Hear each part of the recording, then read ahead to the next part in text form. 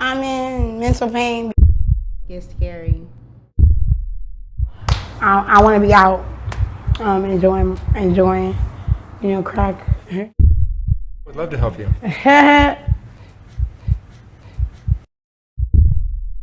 Well, I spend my days talking to myself. Amanda, your family and I, and a few other people that have known you in the past, are trying to help you. No, they're not.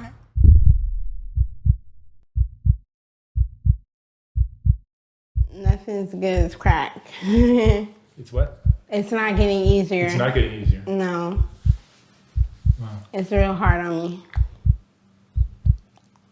I crave the drug like 24/7. Yeah. And looking back now, do you do you regret ever getting involved in that in the first place? No. You don't regret it? No. Really? Yeah, I'm gonna be honest. Wow. Yeah, it's real hard on me being here. Do you have any moments where you're thinking that you want to go back to that life? Yeah, all the time.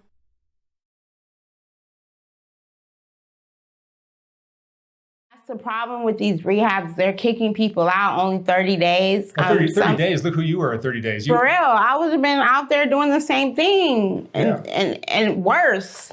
You know what I'm saying? So these rehabs really have to be more sensitive to insurance and all that, and just know that 30 days is not enough. 90 days might not be enough.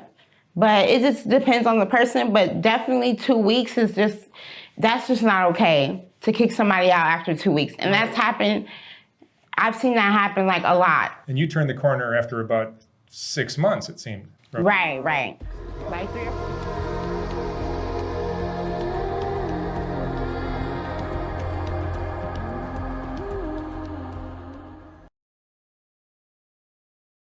So one of the things that we were talking about in, I think, the first video was the fact that insurance will only cover about 30 days of treatment on average for most people. And so the last video that you filmed with Amanda, where she was craving a lot, that was filmed on day 28 of treatment. So typically, if she wasn't cash paying, she would have been released in 2 days from that video. And there's a 90% rate of relapse when patients discharge around the 30-day mark. But that was also after 2 months plus of jail time.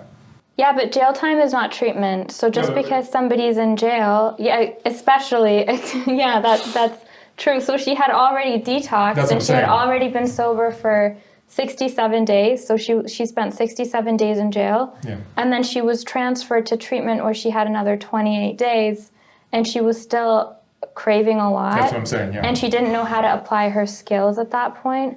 And so now she is 255 days sober today. Wow. And she's had 189 days in treatment.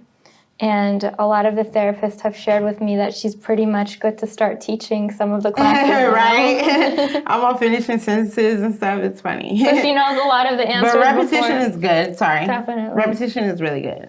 Definitely. Honestly. So, I mean, there's a lesson to be learned here from Amanda's case, right, Lima? Absolutely. That the way we kind of deal with rehab is just not enough. It's not long enough. Absolutely. So one of the biggest things is that people need long-term care. They need more than 30 days. On average, most people have been self-medicating or self-harming for 15 years or more, and then they're given 30 days to change 15 years of behavior patterns, and that's just not fair because they're just being set up for failure. And then the more often that they relapse and fail, like Amanda had been 5150'd or put in treatment 7 times before she actually started this program. So she was already being told, you failed 7 times. And that's the gist of it for most people. And then you just feel like nobody can help me and you just give up on yourself. Well, a psych ward and a rehab are 2 different things. I just want to put that out there. Definitely. So, yeah. And so 3 days in a psych ward when you're 5150'd and then released afterwards is not treatment. It's just being held for liability purposes. Yeah, but the formula for what Amanda went through seemed to work perfectly with one of the toughest cases we could have found, right? Definitely. And then the girl that we met, her insurance only paid for 8 days. So she was released after 8 days. She had two girls, and she wanted to go to their graduation sober. And her drug of choice was meth. And her insurance let her attend this facility for 8 days and then cut her off. So she was just released. And she was fighting to stay because she really wanted to get better. So it was a really difficult situation. Yeah.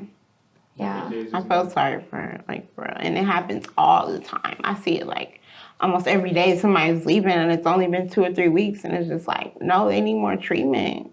This is not okay. I know that it's a business, but they need to handle it way better if they want to help people. And the petition that we originally started for the White House, I think, had under 1,000 signatures, and our goal was 100,000. So that got taken down, but we still do have the second petition, which is really targeting insurance companies to mandate long-term care.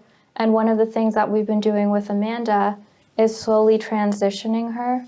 So when she first started, she did a lot of therapy with her therapist, and then we did some virtual reality exposure therapy. So we put her in some triggering environments, and we did Skid Row today to measure how she was feeling in that environment. Did you share that with Mark?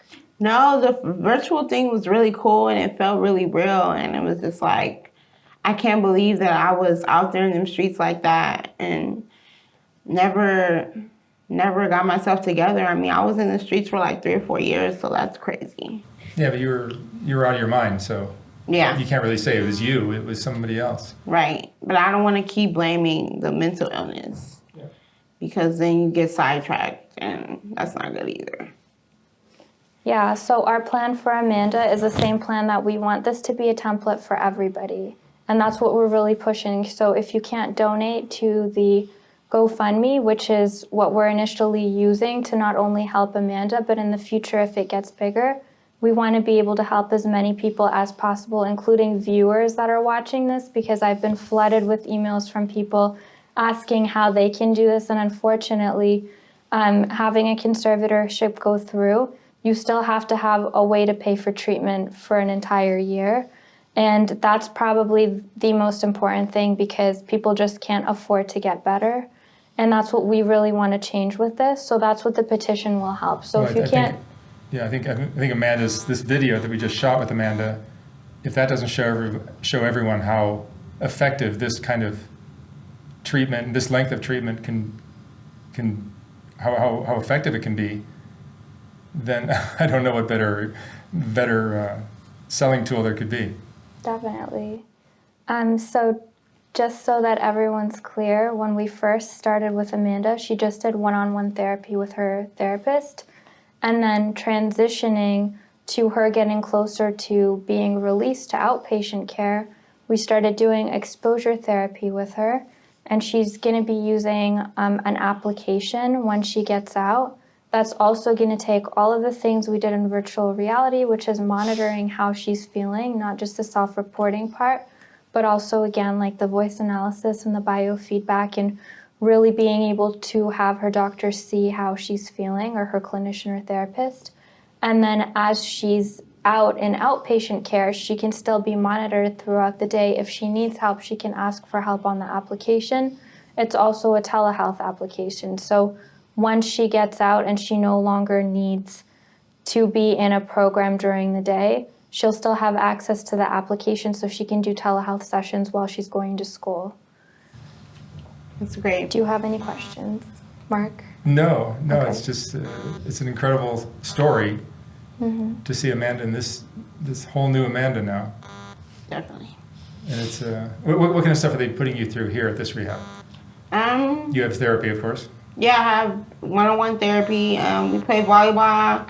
Sometimes I DJ some music. That's really fun. We have an NA and AA meeting every night. It switches. And I was thinking about facilitating, but I don't know. I'm kind of nervous, so I don't know if I'm going to do that. But it's a really good meeting. It's one of the best meetings of the day. And the first meeting, which is a process meeting, where it's all about the clients talking with one another. I really like meetings like that. So we have a lot of that here. And you have some other nice People you've met here? Yeah, I met a lot of friends. You met your roommate who's lovely? Yeah. My Awesome. roommate is the best. I love her. Very cool. All right, Amanda and Lima, Awesome. thank you so much. You're Thank welcome. you. I have one last thing to add Oh, in yes. there. I always have a one last thing. Yes, you do. You know, you've touched so many lives. And one of the things that I had asked Amanda yesterday was, how does it make you feel like so many people are watching you and supporting you? Does it make you feel good? Or, you know, and then she told me that it kind of makes her feel a little nervous because she's worried about letting people down. And it made me think a lot about my sisters. When I tell them that I'm proud of them or how good they're doing, they're worried about letting me down. And I think it's really important to always remind people that you're really proud of them because of how far they've come and what they've already accomplished. So it's not something that they're yet to accomplish. And I think that, you know, a lot of your viewers are just so inspired to also want to go and get help for themselves or a loved Definitely, one. and that's great.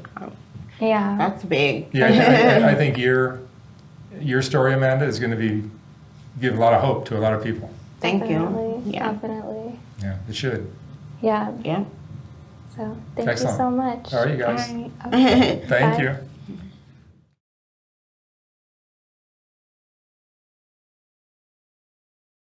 Yeah, I want people to see that it just takes time and effort.